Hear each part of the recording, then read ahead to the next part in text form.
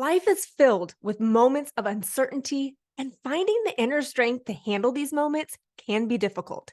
It's easy to become overwhelmed with fear and doubt and worry when things don't go as planned. Today's guest is Andrea Owen, three-time best-selling author, including the book How to Stop Feeling Like Shit, 14 Habits That Are Holding You Back from Happiness. Andrea is also the host of Make Some Noise podcast and a certified life coach. Andrea shares her journey from hitting rock bottom and personal growth to becoming a powerful force of grit and resilience. Andrea shares practical tips to reclaim your power and rewrite the narratives that hold you back. Trust your intuition to make better decisions and emerge stronger than ever. Andrea, I'm so excited to have you on the podcast today. I met you at our National Speakers Association. If there's anybody that embodies grit, resilience, and courage, it is you. Thank you. The universe has put me to the test. I'll tell you what. You have definitely been faced with some trials and tribulations throughout your life. Will you please share with our listeners about your background? Yeah, well, it's kind of a funny / not funny story of how I got here in terms of a profession. So I heard about life coaching back in 2003 when hardly anybody knew what that was. And there was like, maybe I could count on one hand how many websites there were of like true life coaches. I thought it would be an interesting profession. I thought I would be great at it, but I didn't have a whole lot of life experience back then. I was in my late 20s and had led a pretty just normal life. And then the person I was married to at the time, we were married for a couple of years, but we had been together for 13 years at the time. We were just about to start a family and he got our neighbor pregnant and our marriage ended. I started dating right away, which I should not have started doing, but I did, and ended up getting conned. And it was just this mess of a life I found myself in my early 30s at this point. And so I decided to change my life. And I was my rock bottom at that point in my life. I had never faced anything so incredibly difficult and just also profoundly humiliating too. I'll just be really, really honest. Like walking through those weeds was the most significantly traumatic thing that had happened to me thus far. And so I signed up for a life coaching school. I didn't know how much of my own work I would have to be doing simultaneously. So it was sort of the universe is like wink, wink at me. But that's how I got here. And then there's a saying like, in order to change your life, you have to change your life. And I dramatically did that. I also got sober in 2011. Right after that, I wrote my first book. I've written 3 books now, translated into 19 languages. So all that to say, I used that difficult time as a catalyst or jumping off point, if you will, in order to get where I am today. There are a lot of people that I've faced. We've all faced challenges throughout our life. And the particular challenge that you went through and the experience that what you went through, as you mentioned, humiliating, very humiliating. And a lot of, I'm assuming, self-discovery and reflecting on what your life was and probably second guessing a lot of the decisions that were made and where you want your future to go. Yeah, all of that for sure. And also understanding that I had ignored my intuition in both of those relationships. You know, my intuition had told me, don't marry him. And I did it anyway, because he had so much potential and we'd been together for so long and we had chemistry and all of the reasons that we stay.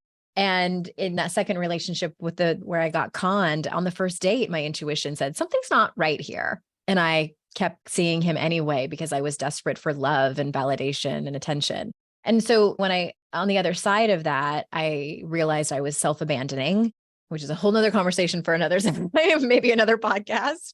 But I think it's something that especially as women, we chronically do. Men do it as well. But I think especially as women, where we're taught to put others' feelings and needs before our own. I had done that over and over again in my entire adult life. And so that was one of the major self-reflections that I had to kind of come to terms with. Well, you've taken this experience and the challenges that you've gone through and applied it into saying, okay, I'm going to make the changes. I'm going to go and get involved in life coaching. What do you believe was the most impactful learning lesson that you took away when you were in your program?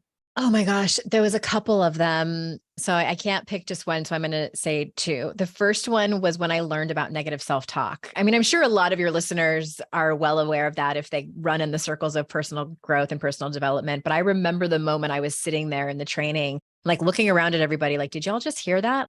Wait a minute. So those are just thoughts and like we can actually change them. Like I was shook. Like, what? That was one thing just about learning to manage my mind and like train your brain and I geek out on the neuroscience of that, how you can actually create new neural pathways and new connections that fire differently so you can think differently. Totally, totally changed my life.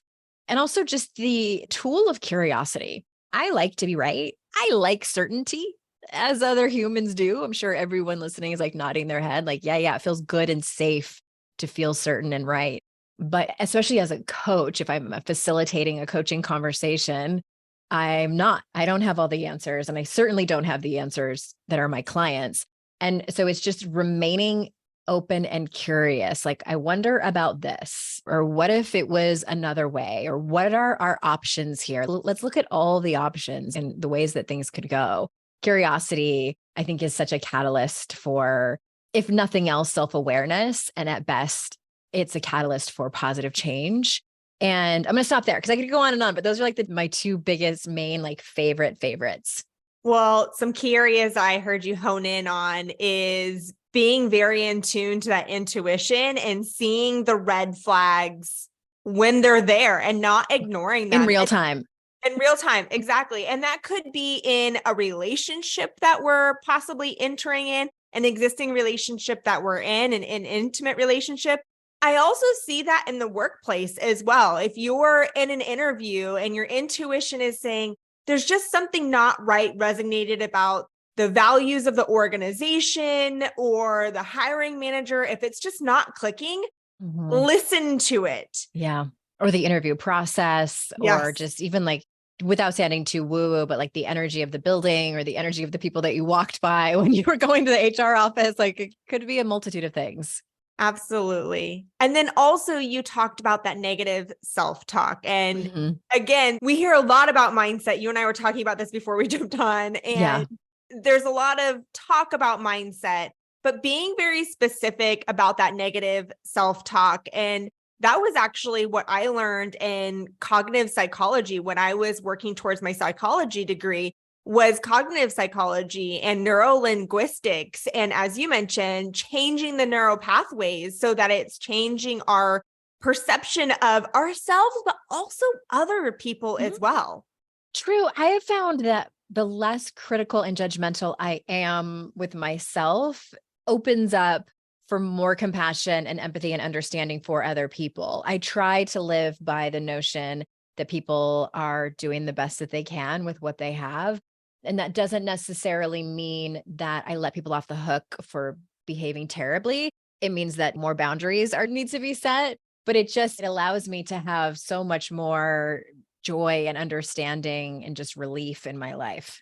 It's important, as you were saying, that the experience that you went through and all those challenges that you experienced, I can imagine not only it affected your personal life, it also probably, and correct me if I'm wrong, did it flow into your work, your professional life? Yeah. And it's interesting. I was not the kind of kid who had a lot of aspirations for my career. I'm also the youngest of 5 children, and I am like the much youngest.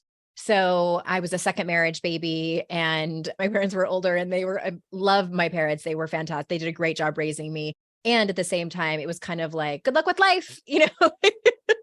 They didn't have a lot of huge aspirations for me. Like, I don't know. I was always likable and had a positive attitude. And they're like, she'll be fine. I didn't take my SATs in high school. I was just like, I don't know. Well, maybe I'll just work or go to junior college, which I did, and then dropped out of junior college. And so I was just sort of like, at that time in my life when everything fell apart, I had gone back to school to get I'd flunked out of junior college and then had gone back to school to get my bachelor's degree.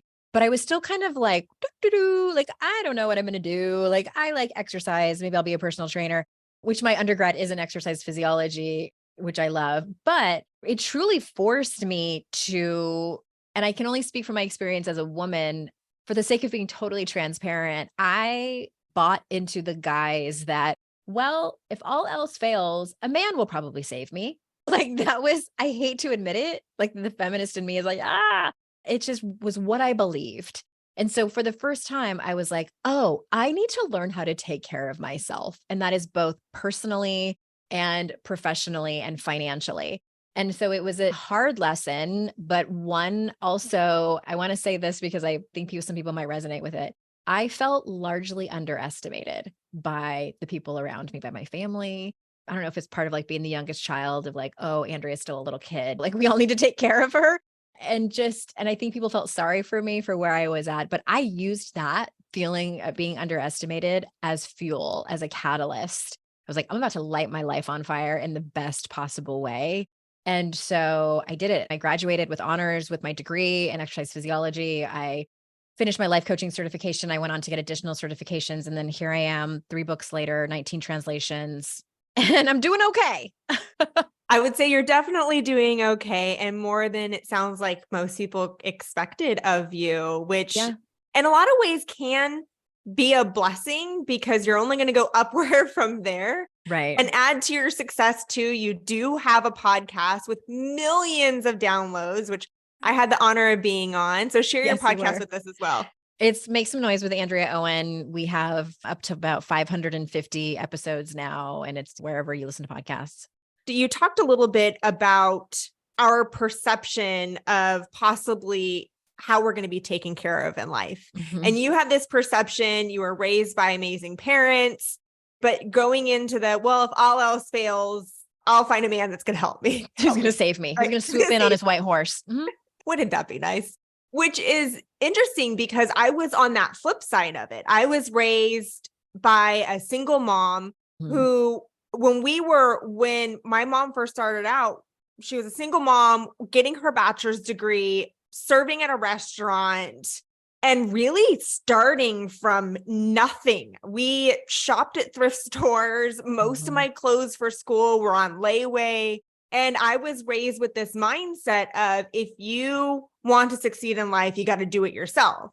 Mhm. But the learning lesson along the way is it's hard for me to accept help. Yeah. And my husband, when I ventured off in starting this business, he says, this is your time to shine. And this is my time to take care of you. And it's been a challenge for me. It really Yeah. has been in accepting the being taken care of, because so much of my life has been, you got to take care of yourself.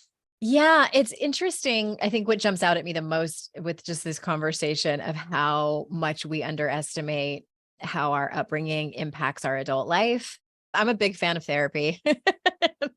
I think it can be really helpful when we find ourselves in places of either side of that coin of being so independent and wanting to do things ourselves, but also being in a partnership where someone is saying like, hey, you can lean on me in that. Or the opposite of like where I was, of who's going to show up to take care of me and then feeling left out in the dark. I think it's important to kind of look back on those reflections and how you were raised, and not so much the story of it, because that it's important, but what did you make that mean? And you have the self-awareness to see and connect the dots. But I think for those of you out there who are listening who might be a little adverse to therapy and like, oh, I don't need to look at my childhood, and oh, it doesn't make any impact now. Oh, it certainly does. Like, it certainly does in your romantic relationships, in your friendships, and even in your professional life. So this is the invitation to look more closely at your family of origin stuff. I'm also a big fan of therapy. And yes, there's no doubt. I was kidnapped by my mom when I was 2 years old, raised by a single mom. And there's definitely been some influences of my upbringing that have shaped me into who I am today. And what I hear from you is it's important not to be the victim of our circumstances, but to take those challenges and adversity and grow and develop and help shape that into the person we want to be tomorrow. Yeah. And at the same time, I'm also a huge encourager of people look at your trauma with reverence. It has impacted you and it still impacts your nervous system today. So it's not about just think better thoughts or look at the stuff that happened in your childhood or forgive your parents and you'll be fine. Like I find that insulting and dismissive. And there's some people in marginalized communities who have very specific trauma that you and I will never understand. And I think that everyone has theirs to varying degrees. And it's important to honor it, but you don't have to let it become your entire narrative. Like it's absolutely shaped you and made you who you are and shapes decisions that you make today and shapes beliefs and thoughts that you have today. But the whole point is to look at it with curiosity and love and compassion for yourself, and then just remain curious about it. How is this impacting how I show up in interviews? Possibly. How is it impacting how I show up in team meetings or as a leader in my organization? And on purpose, you can strive to change that, because we can blame and shame all day long the people who raised us. But you get to a certain age, I feel it's around 25, and you have to take responsibility for your healing and your growth instead of pointing the finger. Nailed it on the head on the 25. I distinctly remember I was in premarital counseling. I also have been divorced. Not very many people know that, but red flags, saw them very early on, ignored them. Mhm. It was a short marriage. But I remember the premarital counseling saying she advises people to wait until they're 25 years old, because that's when the corpus callosum, the two Mhm. hemispheres, merge together and we're firing. Those neurotransmitters are firing between our right and left hemisphere. And that's when our cognitive decision making is formed. And Right. it's important to take that time at that age, as you said, reflect back and our upbringing and how it might be, how it's shaping us into who we are, but also how it might be affecting how we're showing up Right. as well. Yeah, 100%. I don't have anything to add because you said it. It's like it has so much to do with our brains and just how they're not formed in the beginning. And then it becomes up to us to heal it. So before we wrap up our conversation today, which could go on forever, Yes. but I invite our listeners to read your books. Obviously, there's a lot that you share, advice, valuable stories that we can all apply into our lives today. So I'll include the links in the show notes. But what other advice would you want to leave our listeners with who are possibly going through change in their personal, professional life? Yeah, I think there's a keynote that I give where I tell the story a little bit in more depth of when I found myself in the fetal position in my bedroom on the floor after my second back-to-back relationship had fallen apart. And I was actually pregnant at the time with the con man's baby. And I was so devastated and traumatized and thought it was my absolute rock bottom at that moment of my life. And I knew I wanted to change my life, and I was sort of desperate for a sign or some kind of like, what is the first step that I do? I don't even know what to do. And so I don't know if it was some kind of like divine message download that I got, but I realized somewhere within, it might not have been in that moment where I was laying on the floor, but somewhere within those like first handful of days, I decided this is an invitation, kind of like in Harry Potter, like when the letters come down the chimney, like where he's being invited to Hogwarts, like over and over again. That's what it felt like. Like this is an invitation to not just start my life over, but just to design it how I want and to actually be in charge of it instead of putting all of my happiness and fulfillment into someone else's hands, which is what I had done up until that point. I thought, if only I could be in a great relationship, if only I could change my partner. And for some people listening, that might be, if only I could get to this point in my career or get this position or get this project to prove to everyone. I decided that I didn't like having other people control that. I wanted it to be mine. I wanted it to be mine. So I looked at that invitation as someone was putting the control into my hands. And I've never looked back. And I'm not saying like everything has been smooth sailing since that happened in 2006, but it sure changed everything in terms of the kind of North Star that I keep coming back to. And that's trusting myself, trusting my intuition, and trusting that I can take responsibility for my life.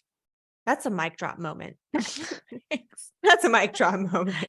And that's why I write books and speak on stages. Very true. And have a very successful podcast as well. So for our listeners, and include the links in the show notes for Andrea's books, her podcast, her website, so that you connect with her as well. I love following her on social media because, number one, you're educational, informative, but most importantly, you're really funny. Oh, thank you. I Life try. advice. That is a gift that was bestowed on me from my parents. So I appreciate, hats off to them. Well, thank you so much for joining. And for those tuning in, I will see you on the next episode. Bye.